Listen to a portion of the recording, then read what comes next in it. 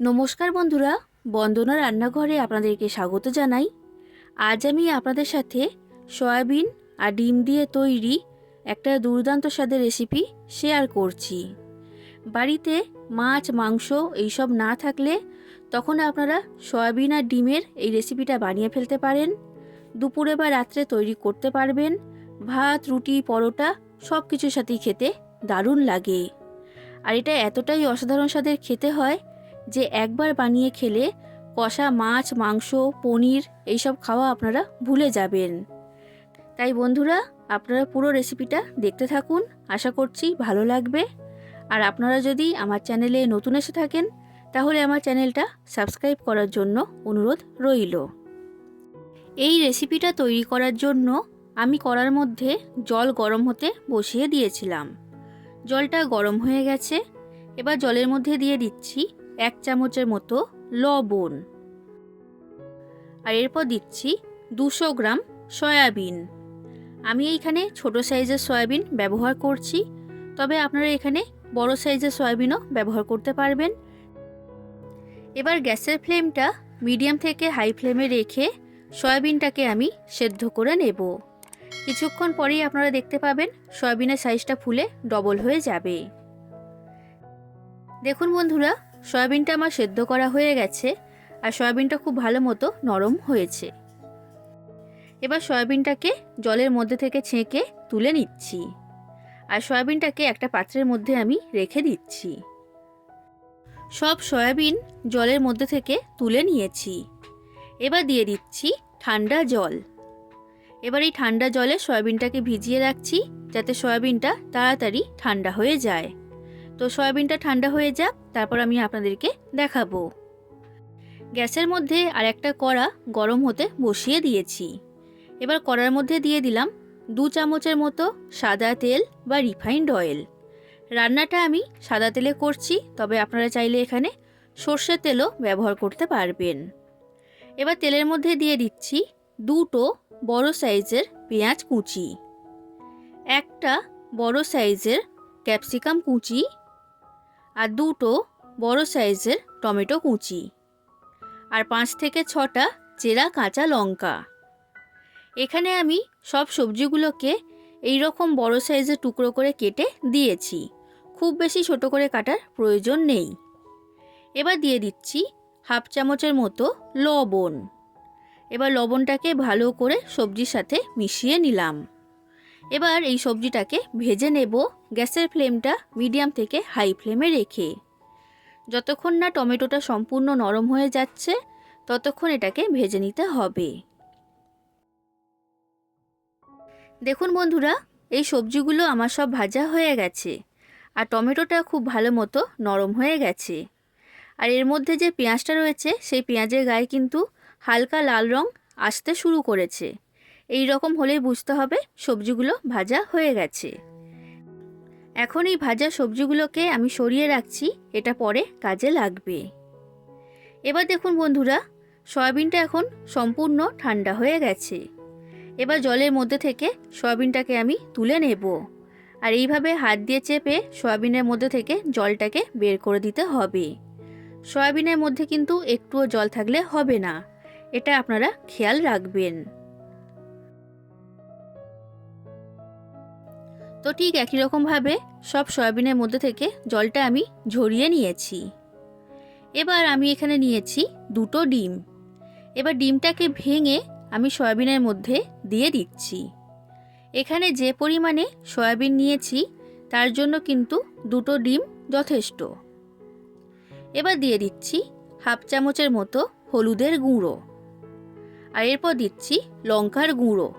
আপনারা যতটা ঝাল খেতে পছন্দ করেন সেই অনুযায়ী দিয়ে দেবেন। আর এরপর দিয়ে দিলাম স্বাদ অনুযায়ী লবণ। এবার এই ডিম আর মশলাটাকে সয়াবিনের সাথে ভালো করে মাখিয়ে নেব। আর এই কাজটা কিন্তু হাত দিয়েই করতে হবে। হাত দিয়ে মাখালে প্রত্যেকটা উপকরণ সয়াবিনের সাথে ভালোভাবে মিশে যাবে। তো দেখুন বন্ধুরা, সব কিছুকে ভালো করে সয়াবিনের সাথে মাখিয়ে নিয়েছি, এটা এখন আমার তৈরি। এরপর দেখুন বন্ধুরা, যে সবজিগুলো আমি ভেজে রেখেছিলাম সেটা নিয়ে নিয়েছি এই সবজিটা এখন ঠান্ডা হয়ে গেছে। এবার আমি এইখানে একটা মিক্সি জার নিয়েছি। এবার মিক্সি জারের মধ্যে এই ভাজা সবজিগুলো দিয়ে দিচ্ছি। তো সব সবজি এর মধ্যে দিয়ে দিয়েছি। এবার এটার আমি পেস্ট তৈরি করে নেব। আর পেস্ট তৈরি করার সময় কিন্তু জল ব্যবহার করলে হবে না, জল ছাড়াই এটার পেস্ট তৈরি করতে হবে। তো দেখুন বন্ধুরা, এই পেস্টটা আমার তৈরি করা হয়ে গেছে। আর একদম মিহি করে এই সবজির পেস্টটা আমি তৈরি করেছি। এবার আমি রান্নার দিকে চলে যাচ্ছি। গ্যাসের মধ্যে কড়া গরম হতে বসিয়ে দিয়েছিলাম আর কড়াটাকে ভালো করে গরম করে নিয়েছি। এবার কড়ার মধ্যে দিয়ে দিচ্ছি পরিমাণ মতো সাদা তেল বা রিফাইন্ড অয়েল। তেলটা ভালো মতো গরম হয়ে গেছে। এবার ডিম মাখিয়ে রাখা সয়াবিনটা কড়ার মধ্যে দিয়ে দিচ্ছি। তো আমি এখানে অর্ধেকটা পরিমাণ সয়াবিন দিয়েছি, আর বাকি অর্ধেকটা এর পরের বারে আমি ভেজে নেব। এবার গ্যাসের ফ্লেমটা মিডিয়াম ফ্লেমে রেখে সয়াবিনটাকে আমি ভেজে নেব। এইখানে সয়াবিনটাকে লাল করে ভাজতে হবে। বন্ধুরা, এই ডিম সয়াবিনের রেসিপিটা কিন্তু দুর্দান্ত স্বাদের খেতে হয়। আপনারা বাড়িতে অবশ্যই একবার তৈরি করবেন। আর এই রেসিপিটার আমি নাম দিয়েছি ডিম সয়াবিনের কষা। তো দেখুন বন্ধুরা, এই সয়াবিনটা আমার ভাজা হয়ে গেছে আর এই রকম লাল করে সয়াবিনটাকে ভেজে নিয়েছি। এবার কড়ার মধ্যে থেকে সয়াবিনটাকে আমি তুলে নিলাম। আর ঠিক একই রকমভাবে কড়ার মধ্যে আবার তেল দিয়ে দিয়েছি আর বাদবাকি সয়াবিনটাকেও আমি ভেজে নিচ্ছি। এই সময়ের মধ্যেই আজকের নামের শাউট আউটটা করে দিচ্ছি। তো আজকের প্রথম নাম হচ্ছে রিনা রয় বর্ধন। উনি বলেছেন দই আলুর দম খুব ভালো হয়েছে, এভাবে আরও রেসিপি দেবে। আপনার ভালো লেগেছে জেনে আমি খুবই খুশি হয়েছি। আরও নতুন নতুন রেসিপি আমি আপলোড করব, আশা করছি আপনার সেগুলো ভালো লাগবে। Thank you. এর পরের নাম উর্মি। উনি বলেছেন আমার অনেক ভালো লাগে আপনার রেসিপি, প্লিজ আমার নামটি বলবেন। আপনার ভালো লাগে জেনে আমি খুবই খুশি হয়েছি, আশা করছি আমার পরের রেসিপিগুলো আপনার ভালো লাগবে। Thank you. আর এর পরের নাম হচ্ছে রূপা কর্মকার। উনি বলেছেন রুই মাছের ঝোলের রেসিপিটা দারুণ লেগেছে। Thank you. দেখুন বন্ধুরা, ঠিক একই রকমভাবে ডিম মাখিয়ে রাখা সয়াবিনটা আমার ভাজা হয়ে গেছে। এবার কড়ার মধ্যে দিয়ে দিয়েছি আরও একটু সাদা তেল বা রিফাইন্ড অয়েল। এবার দিচ্ছি একটা তেজপাতা আর হাফ চামচের মতো গোটা জিরে। কয়েক সেকেন্ড নাড়াচাড়া করে এটাকে ভেজে নিলাম। এবার দিয়ে দিচ্ছি 1 চামচ আদা বাটা আর 1 চামচ রসুন বাটা।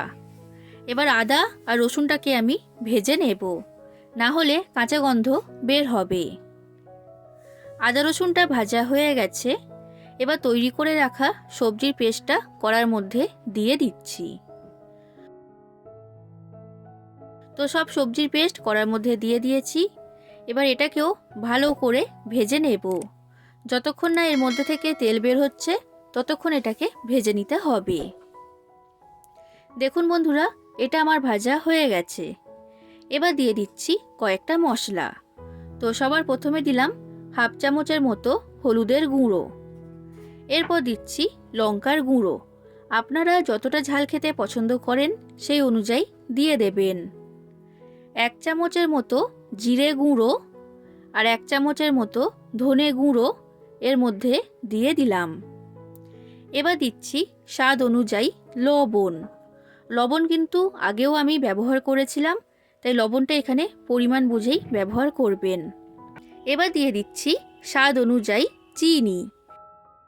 আর এরপর দিচ্ছি ছোট চামচের 1 চামচের মতো কসুরি মেথি। কসুরি মেথিটা হাতে ঘষে এর মধ্যে দিয়ে দিলাম।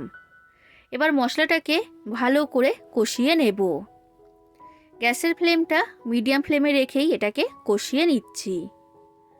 তো দেখুন বন্ধুরা, মশলাটা আমার কষানো হয়ে গেছে। এর মধ্যে থেকে তেল বের হতে শুরু করে দিয়েছে। এবার যে মিক্সি জারের মধ্যে আমি পেস্টটা তৈরি করেছিলাম সেটা ধুয়ে অল্প একটু জল এর মধ্যে দিয়ে দিলাম। আর জলটাকে মশলার সাথে ভালো করে মিশিয়ে নিয়েছি। এবার ভেজে রাখা সয়াবিনটা মশলার মধ্যে দিয়ে দিচ্ছি। এবার সয়াবিনটাকে মশলার সাথে ভালো করে কষিয়ে নিতে হবে। প্রায় 5 থেকে 6 মিনিট। তো গ্যাসের ফ্লেমটা লো থেকে মিডিয়াম ফ্লেমে রেখে কড়াটা ঢাকা দিয়ে সয়াবিনটাকে কষিয়ে নিচ্ছি। আর মাঝে মাঝে ঢাকনা খুলে সয়াবিনটাকে নাড়াচাড়া করে দিতে হবে। বন্ধুরা, এই রেসিপিটা যদি আপনাদের ভালো লাগে তাহলে অবশ্যই লাইক করে দেবেন, যতটা সম্ভব ততটা শেয়ার করে দেবেন, কমেন্ট করে জানাবেন কেমন লেগেছে রেসিপিটা। আর আমার চ্যানেলটা যদি এখনও পর্যন্ত সাবস্ক্রাইব না করে থাকেন তাহলে আমার চ্যানেলটা অবশ্যই সাবস্ক্রাইব করে দেবেন। তো সয়াবিনটাকে আমি মশলার সাথে ভালো করে কষিয়ে নিয়েছি। এবার আমি এর মধ্যে দিয়ে দিচ্ছি পরিমাণ মতো জল। গ্রেভিটা আপনারা যতটা রাখতে পছন্দ করবেন সেই অনুযায়ী এখানে জলটা দিয়ে দেবেন। তবে ডিম সয়াবিনের এই রেসিপিটা খুব বেশি পাতলা হয় না। এখন এই গ্রেভিটা ফুটে উঠতে শুরু করে দিয়েছে। এবার গ্যাসের ফ্লেমটা মিডিয়াম ফ্লেমে রেখে কড়াটা ঢাকা দিয়ে 5 থেকে 6 মিনিট এটাকে আমি রান্না করে নেব। 6 মিনিট পর কড়া ঢাকনাটা খুলে নিয়েছি। গ্রেভিটা আগের তুলনায় এখন অনেকটাই ঘন হয়ে গেছে। এবার এর মধ্যে দিয়ে দিচ্ছি শাহি গরম মশলা, আর এরপর দিচ্ছি ধনেপাতা কুচি। এবার গরম মশলা ধনেপাতাটাকে ভালো করে সয়াবিনের সাথে মিশিয়ে নিলাম। এবার গ্যাসের ফ্লেমটা আবার মিডিয়াম ফ্লেমে রেখে কড়াটা ঢাকা দিয়ে 6 মিনিট এটাকে রান্না করে নেব। 6 মিনিট পর কড়া ঢাকনাটা খুলে নিয়েছি। তৈরি হয়ে গেল ডিম সয়াবিনের দুর্দান্ত স্বাদের একটা রেসিপি। এটা পরিবেশন করার জন্য সম্পূর্ণ তৈরি। তাহলে বন্ধুরা, আপনারা বাড়িতে ডিম আর সয়াবিন দিয়ে এই রেসিপিটা তৈরি করবেন। আশা করছি আপনাদের সকলের খুবই ভালো লেগেছে। আজ আসি বন্ধুরা, আবার দেখা হবে অন্য কোনো দিন অন্য কোনো রেসিপির সাথে। ধন্যবাদ।